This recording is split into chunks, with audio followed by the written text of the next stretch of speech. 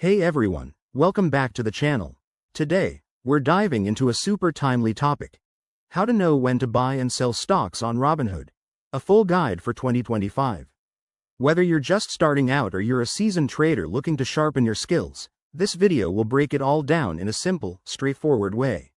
Let's jump right in. First off, understanding when to buy stocks is all about timing and research. On Robinhood, you get access to real-time market data, which is a game changer.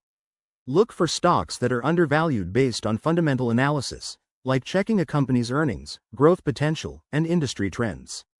For 2025, keep an eye on emerging tech sectors like AI and renewable energy, as they might offer great buying opportunities amid economic shifts. A good rule of thumb? Buy when the market is dipping but shows signs of recovery, like positive news or upward trends in stock charts.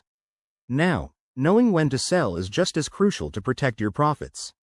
Set clear goals up front. Maybe sell when a stock hits a certain price or when you've achieved your desired return. Watch for warning signs like declining company performance, market volatility, or even broader economic indicators, such as rising inflation in 2025.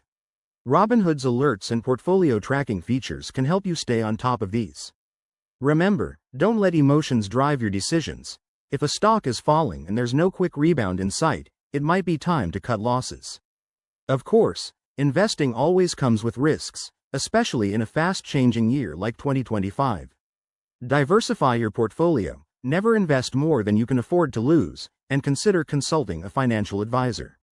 By using Robinhood's tools wisely, like paper trading for practice, you'll build confidence over time. To wrap it up, mastering when to buy and sell on Robinhood is about education, strategy, and discipline. Start small, learn from your trades, and always stay informed. If you found this guide helpful, hit that like button, subscribe for more investing tips, and drop your questions in the comments below. Thanks for watching. Happy investing.